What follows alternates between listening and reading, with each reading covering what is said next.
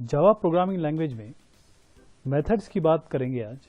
Methods जैसे कि और प्रोग्रामिंग लैंग्वेज में आपने सुना होगा फंक्शंस, प्रोसीजर, ये सारी चीज़ें एक ही हैं। जावा में किस तरीके से हम मेथड्स को लिखते हैं और कैसे कॉल करते हैं, क्या तरीका है इनको बनाने का, किस तरीके से इसमें पैरामीटर्स इनपुट किए जाते हैं और आउटपुट लिए जाते हैं, ये सारी चीज़ें हम आज देखेंगे। शुरुआत करते हैं।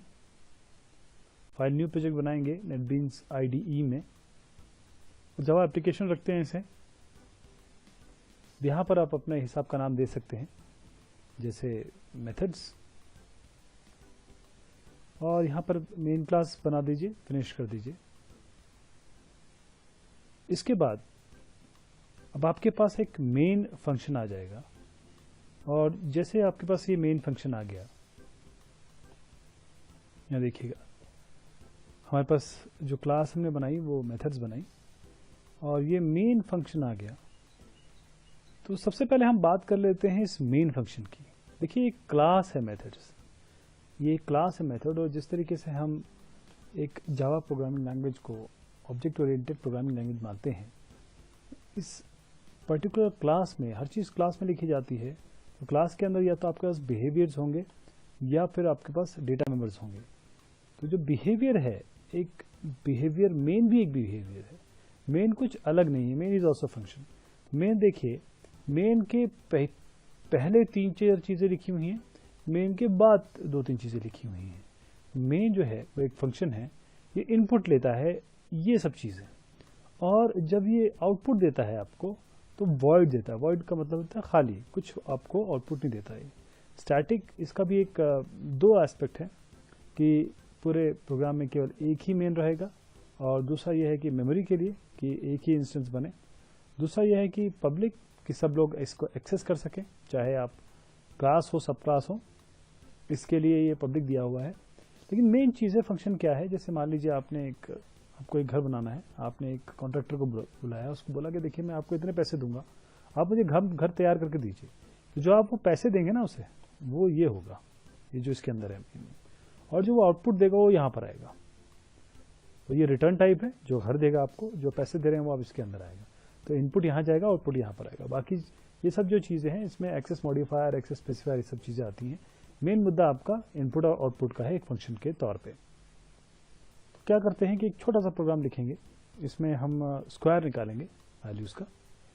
आप देखिएगा किस तरीके से बनेगा, बहुत ही आसान होगा, क्योंकि ये मेन फंक्शन जिस तरीके से लिखा है तो अब हमारे पास बिल्कुल ईजी हो गया समझना कि हम जो अगला फंक्शन लिखने वाले हैं वो उसी के नीचे लिख देंगे। और सबसे पहले क्या करेंगे, फंक्शन का बॉडी बनाते हैं। फंक्शन की बॉडी, यानी कि जैसे ये फंक्शन लिखा हुआ है मेन फंक्शन, इसी तरीके से फंक्शन की बॉडी हम जो बनाने वाले हैं। तो हम एक फंक्शन बनाएंगे स्क्वायर करने का। अब स्क्वायर करेंगे तो कोई ना कोई वैल्यू इसमें डालनी पड़ेगी, देनी पड़ेगी कि भाई इस नंबर का स्क्वायर करिए। तो एक वैल्यू इसमें पास कर देते हैं, मान लीजिए नंबर। ये फंक्शन क्या करेगा, जो भी नंबर इसमें आएगा, जो भी नंबर इसमें पास किया जाएगा या इसको दिया जाएगा, उसका ये आपको आउटपुट देगा। जैसे जो पैसे आप कॉन्ट्रैक्टर को दे रहे हैं वो पैसे यहाँ पर नंबर हो गए, और जो ये आउटपुट आपको देगा वो भी, क्योंकि स्क्वायर होगा किसी चीज़ का, तो वो भी आपके पास इंटीजर रिटर्न करेगा। ये इनपुट है, ये आउटपुट है, ध्यान दीजिएगा। इसके आगे हम स्टैटिक इससे लगा देने, फिर से मेमोरी वाली बात आ जाती है इसमें, और एक ही इंस्टेंस, क्योंकि जगह की कमी रहती है तो जगह सब इंस्टेंसेस, सब ऑब्जेक्ट्स जो हैं वो एक ही यूज़ करें, इसलिए हम ये करते हैं। अब जो फंक्शन बॉडी है ये ब्रेसेस के अंदर आएंगी।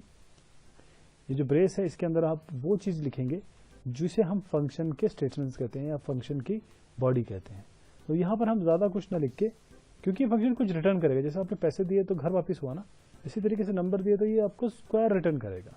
तो हम रिटर्न करेंगे यहाँ पर, बिल्कुल जो हम बोलचाल की भाषा है उसी हिसाब से जावा ने या C++ ने या सी ने ये शब्द बनाया रिटर्न।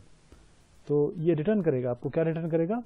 अब स्क्वायर कैसे निकलता है, number into number, number square, number into number, simple वही चीज़ कर देंगे। इंटू एस्ट्रिक का साइन यूज़ करते हैं मल्टीप्लिकेशन में, तो ये नंबर इंटू नंबर हो गया, ये रिटर्न करेगा आपको। जैसे हमने मेन फंक्शन बनाया वैसे हमने एक स्क्वायर फंक्शन बनाया। अब मेन क्या होता है, क्योंकि ये मेन फंक्शन होता है, यहाँ से सब चीज़ें कॉल होती है। क्योंकि जब प्रोग्राम, मान लीजिए ये प्रोग्राम कंपाइलर आ रहा है, वो यहाँ पर जाके मेन के अंदर एंटर हो जाएगा। तो मेन के अंदर से ही सब चीज़ें हो रही, मतलब ये जो 15वीं लाइन है और 17वीं लाइन इसी तक प्रोग्राम चलता है। तो अगर स्क्वायर को कॉल करना है या स्क्वायर के बारे में बात करनी है तो हमको यहीं से करनी होगी, यानी कि आवाज़ यहीं से लगानी होगी। तो हम क्या करते हैं, एक जैसे हमने यहाँ नंबर बनाया है, यहाँ पर भी नंबर बना देते हैं, कोई बात नहीं, और कोई वैल्यू पास कर देते हैं, मान लीजिए 5 का स्क्वायर निकालने की कोशिश करते हैं। और क्या करते हैं कि यहाँ पर सिस्टम डॉट आउट डॉट प्रिंटल, वैसे तो इसको कॉल करने का तरीका ये है कि आप किसी इंट रिजल्ट में आप पहले ले लीजिए इसको, रिजल्ट इज इक्वल टू, क्योंकि ये रिजल्ट इंटीजर है, और स्क्वायर यहाँ पर फंक्शन कॉल कर लीजिए, बहुत इजी है कॉल करना। स्क्वायर कॉल कर लीजिए और ब्रैकेट में सीधा वैल्यू डाल दीजिए। बस यहाँ पर कुछ भी नहीं लिखना है, इस तरीके से कोई नाम वाम नहीं लिखना है, क्योंकि ये एक्चुअल पैरामीटर है 5 और ये जो है वो फॉर्मल पैरामीटर है 5। जैसे ही आप इसमें डालेंगे ये फटाफट ये कॉल हो जाएगा, 22वीं लाइन पे आ जाएगा, और ये 5 जो है इस नंबर को मिल जाएगा, मतलब असाइन हो जाएगा। 5 यहाँ जैसे क्या, रिटर्न 5 × 5, तो यहाँ पर रिटर्न कर दिया। अब रिटर्न जो कर रहा है वो हमने कहाँ ले लिया, रिजल्ट में ला के ले लिया। रिजल्ट में स्क्वायर फंक्शन का रिजल्ट हमने कैच कर लिया एक तरीके से, या ले लिया। अब देखिए अगर मैं इस रिजल्ट को प्रिंट कराना चाहूँ तो मेरे पास system dot out dot println है, यहाँ पर हम कर सकते हैं ऐसे, देखिए सिस्टम आउट नंबर, यानी कि जो भी नंबर आएगा स्क्वायर इक्वल्स, और यहाँ पर प्लस करके हम रिजल्ट लिख सकते हैं, इसको बंद कर सकते हैं। अब जरा इसको रन कराते हैं।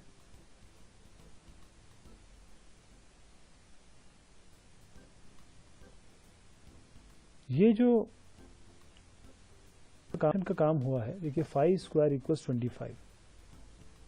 इस पूरे को अगर आप छोटा करना चाहते हैं तो आप इस दोनों लाइनों को हटा दीजिए, 17वीं 18वीं लाइन हटा सकते हैं, और मैं आपको एक ही सिस्टम डॉट आउट प्रिंटलन में, मतलब जो फंक्शन है वो डायरेक्ट इसी के अंदर लिख दीजिए, फंक्शन कॉलिंग, जैसे ये